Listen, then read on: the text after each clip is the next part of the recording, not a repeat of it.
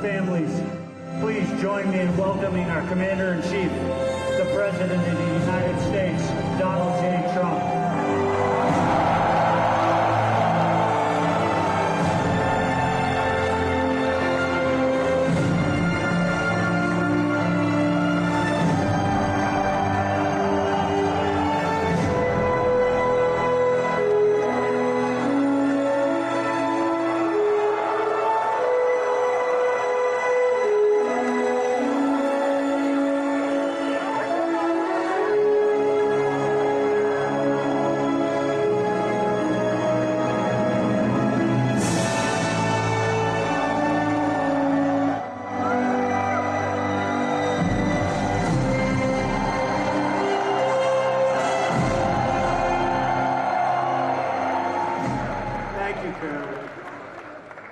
I am really thrilled to be here at Marine Corps Air Station, Miramar, home of the 3rd Marine Aircraft Wing and the mighty Miramar Marines. Thank you very much. This is beautiful.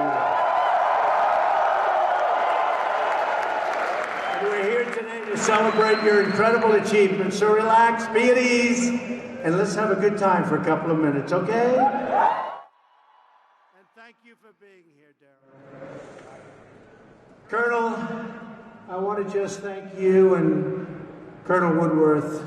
I salute you both. You are really tremendous, the job you've done.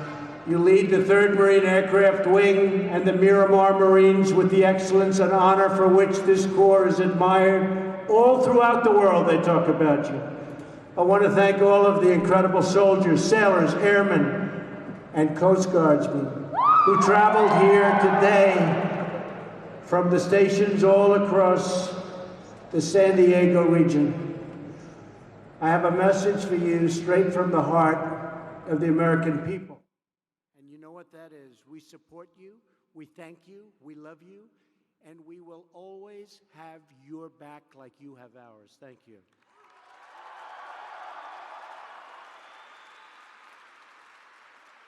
And very importantly, most important, to all of the military spouses and family members here today, we know that you really serve too. In many cases, you're the real boss in the family, right? We know that. So thank you. None of this would be possible without your incredible sacrifice and the tireless support that you give. So thank you all. And finally, to the thousands of Marines here today from Miramar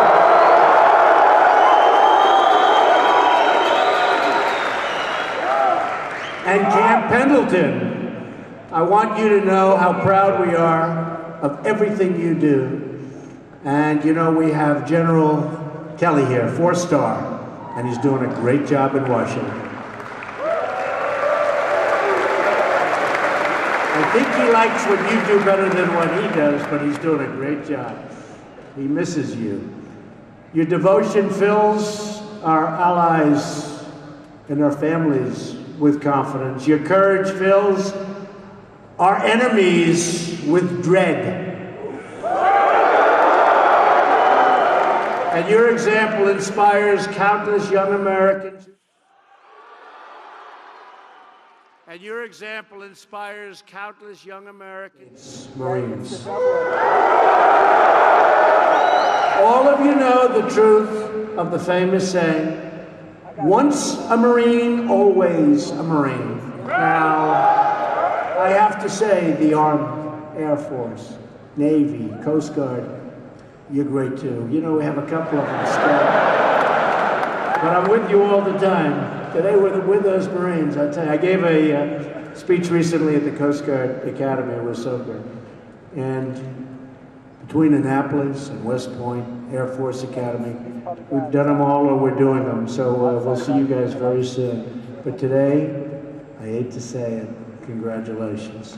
I'm proud to say that we have several really tough Marines serving in our administration. So not only John Kelly, but Defense Secretary. Now, did anyone ever hear of Mad Dog Mattis? No.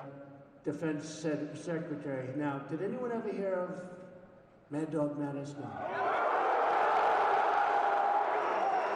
He's doing a great job. Chairman of the Joint Chiefs of Staff, General of the Secret Service, and veteran of the 3rd Marine Aircraft Wing, General Tex. You know General? You know him? Tex A, I call him. Big General Tex A, right? We know him. Tex. You know General? You know him? Administration is stacked with Marines because Marines are the kind of people you want at your side, and trust me, you don't ever want to be on the other side of a fighting Marine. It's trouble. It's painful. The Marines are the first into battle and the first to fight. Marines never give up, never give in, never retreat, and never ever surrender. You are faithful to each other, faithful to your mission, and you are always faithful to the country that you love, the USA. And as your commander-in-chief, just like every president before me, I have no greater comfort than knowing I can have absolute faith in you. In 1918, when foreign military aggression threatened our way of life, we called on the Marines. Marine Sergeant Dan Daly urged his men through those horrible trenches with the courageous battle cry that you all know very well. Do you want to live forever? That was the question and that was the cry. In 1945, when we needed someone to scale the cliffs and to plant the flag at a rugged mountain peak, in Iwo Jima, we called on the Marines. In 1950, when setbacks loomed in Korea, although we're doing a pretty good job with Korea right now. And hopefully something positive will come out of it. Hopefully something very positive is going to come out of it. We'll see.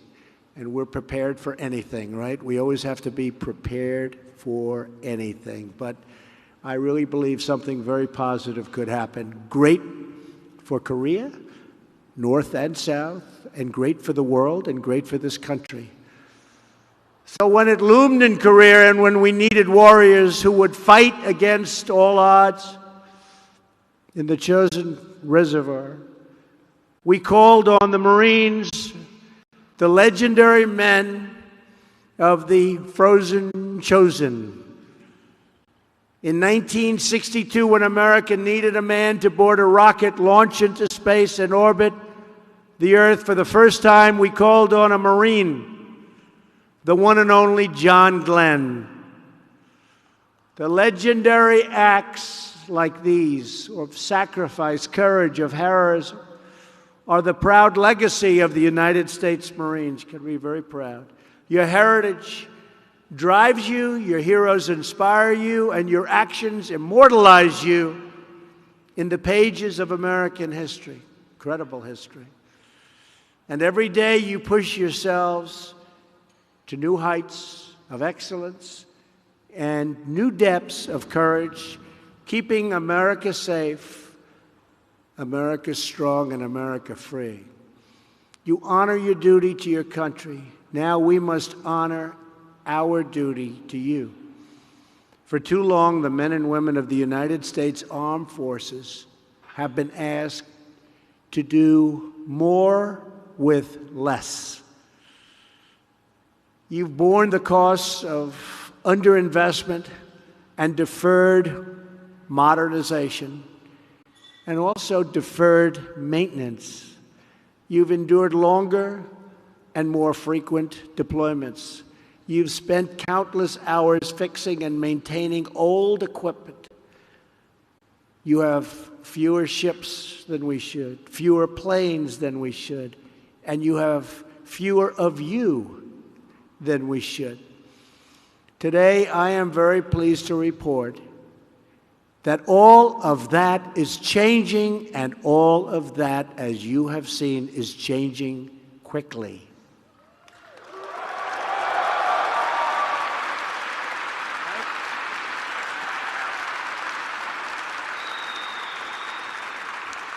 The Trump administration is committed to a policy of peace through strength. We have finally ended the devastating defense sequester that you've lived with for many years. We are now undertaking the largest military buildup since Ronald Reagan, and one of the largest buildups we've ever had in the history of our nation. Last year, I requested and received an additional $21 billion to address urgent readiness shortfalls. The two-year budget agreement I just reached with Congress will provide $700 billion in defense funding this year, the largest ever, larger by far than any country has ever spent.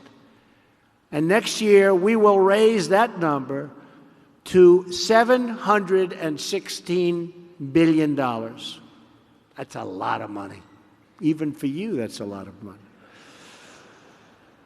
We're also investing in our greatest weapon of all, our most powerful weapon, our most beautiful weapon, our most brilliant weapon, you. In 2019, we want to give you your largest pay raise in over a decade.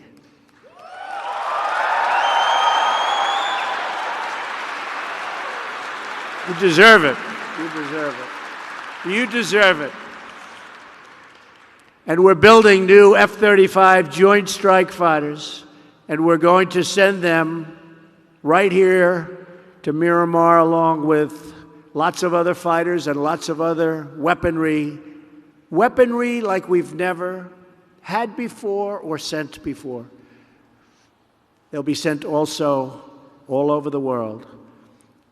And I understand some of you, really great pilots, could use some new CH-53s. Is that a correct statement? You want to see some new ones? Huh? That's the group. Well, you're getting them, okay? You know, you're brand new, right off the line. We're getting a lot of great stuff. I'm happy to report that in the near future, Miramar is getting brand new CH-53K King Stallions, the big ones you're getting. They'll be sent soon. They're coming. They're being made. We're also modernizing our nuclear capabilities and rebuilding our nuclear infrastructure. We're investing more money than we have ever done before because we have to be so far ahead of any other country. It's a capability we never even want to think about using, but we have to be prepared. And in a nuclear front, we are so far and will be so far ahead of any other country. We have no choice. We've increased investment in hypersonic weapon systems by 50%, and we're accelerating development of hypersonic system that can fly 5 times the speed of sound. That's pretty quick. In space, the United States is going to do Colonel Glenn proud. We are finally going to lead again. You see what's happening. You see the rockets going up left and right. You haven't seen that for a long time. Very soon we're going to Mars. You wouldn't have been going to Mars if my opponent won. That I can tell you. You wouldn't even be thinking about it. You wouldn't be thinking about it. My new national strategy for space recognizes that space is a warfighting domain, just like the land, air, and sea. We may even have a space force. We'll develop another one. Space Force. We have the Air Force. We'll have the Space Force. We have the Army, the Navy. You know, I was saying it the other day because we're doing a tremendous amount of work in space. I said, maybe we need a new force. We'll call it the Space Force. And I was not really serious. And then I said, what a great idea. Maybe we'll have to do that. That could happen. That could be the big breaking story. Look at all those people back there. Look at that. Oh, that fake news. Oh.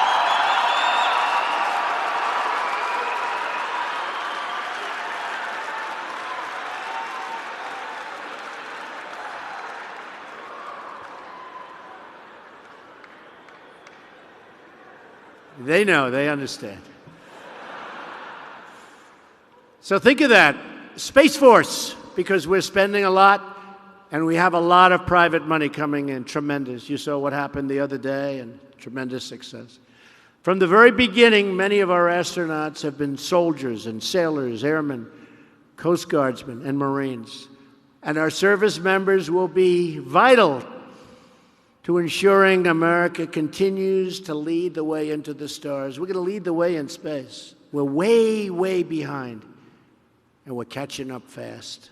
So fast that nobody even believes it.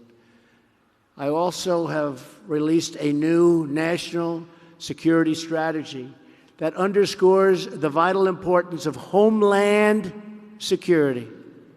It's all about homeland security, right? We protect people all over the world, but we're going to protect them better than ever before. Our homeland. It's about time, right? Nobody's going to mess with us. Dangerous criminal and terrorist organizations relentlessly seek to exploit our immigration system. I've just come from a trip to the border where I met with our wonderful border agents, the Border Patrol and the ICE agents, unbelievable people, and reviewed prototypes of a new physical wall that will protect our border and protect our country. We don't have a choice. You need it. We need it for the drugs. We need it for the gangs. We need it for lots of reasons. We have to have it. It'll be 99.5% successful. People won't be able to come over it. The drugs will stop by a lot, although we have to get a lot tougher with drug dealers. Have to. But that wall will stop so much. And we looked at the different prototypes, and it was fascinating. And we have 2 or 3 that really work. We had people trying to scale. We've done them every way. You know, I'm a builder. What I do best is build. Okay? You know, other people that build a wall and then say, you know, it doesn't work. Well, wait a minute. We just built 1,000 miles of wall. Well, we made a mistake. It doesn't work. We should have done it a different way. We're doing it before we build. Better idea, right? Do you think? A little better.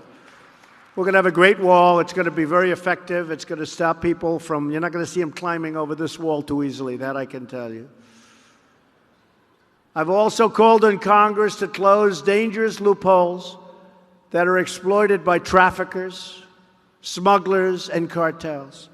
Human trafficking in this modern age is worse throughout the world than it's ever been. Who would think that? In this modern, human trafficking is worse than it's ever been. Each of you has sworn an oath to support and defend the Constitution of the United States. Our task in government is to ensure that we preserve what we have gained through incredible sacrifice of you and many people before you.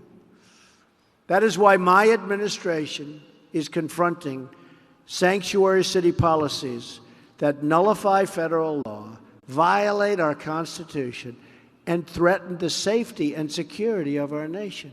They shield criminals. We can't do that. And that is why we are asking Congress to ensure that no federal funds subsidize this dangerous and unlawful behavior. We want to protect you, and we want to protect all of our families. We want to protect our nation. We're also taking action to protect our homeland from rogue actors overseas through enhanced missile defense. We're spending a tremendous amount on missile defense, and that's money well spent. And it's also jobs. We make them here. We make them right here. It's also jobs. We're adding new interceptors, improving sensors, and advancing radar capabilities by many, many times. I have empowered our commanders in Afghanistan with the authorities they need to win, enabling the full might of the American military. The coalition to defeat ISIS has now liberated almost 100% of the territory previously held by these terrorists in Syria and Iraq. We did a great job. You did a great job. You did a great job. Right.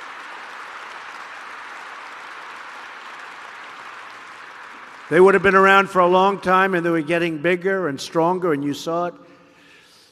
And we knocked the hell out of them. We knocked them. I want to say a special thanks to all of the men and women from the 3rd Marine Aircraft Wing, Miramar Air Station, and stations across the San Diego region, especially the 2 Miramar-based squadrons who have just returned from deployment. The Death Rattlers and the Greyhawks. Where are you? Right? Good. It's a good-looking group. Good. That's great. Thank you. Great job. Your service has been extraordinary. We won't let up until ISIS is completely destroyed. ISIS never thought this would happen. They never got hit like this. We took off the gloves. In 1 year, we did more damage to ISIS than other administration, a certain other administration did in many years.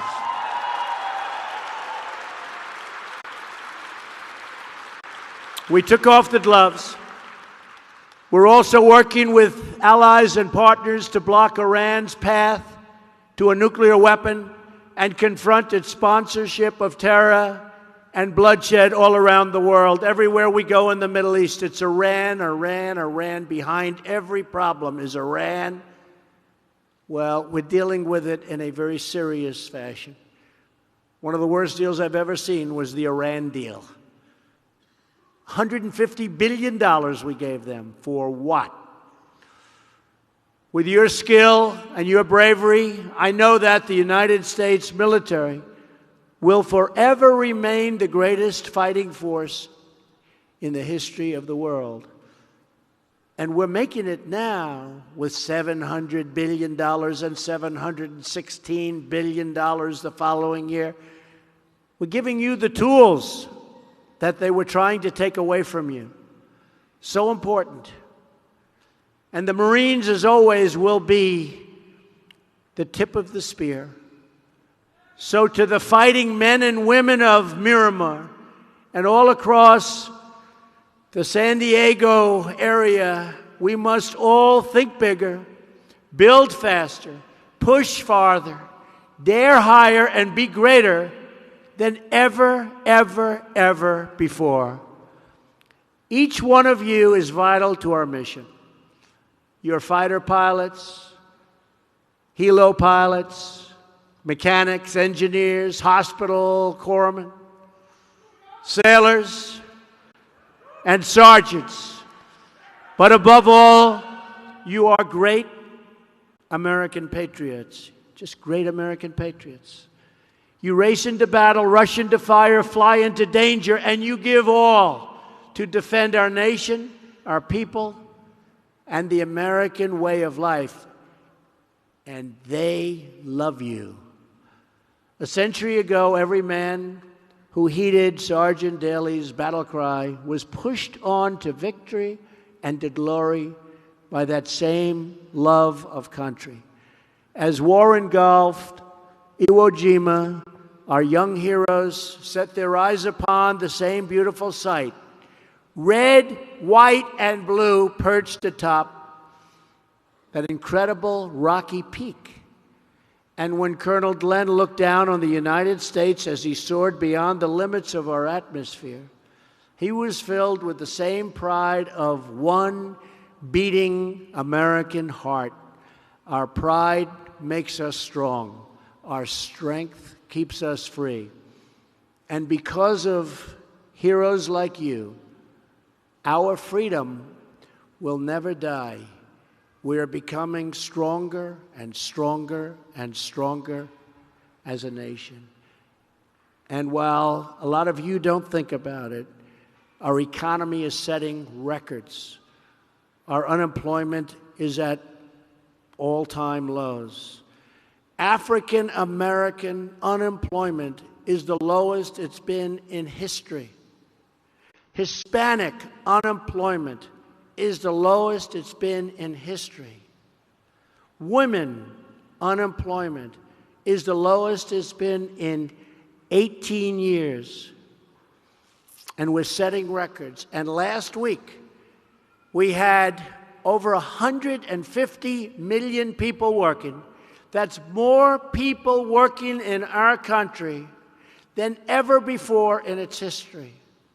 We are making a lot of progress for you.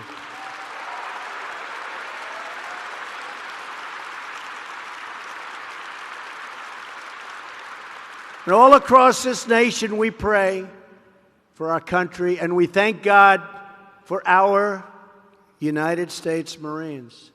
Today and every day, we pledge to remain always faithful. It is an honor to be with you. You are very, very special people. Thank you. God bless you. And God bless America. Thank you. Thank you very much.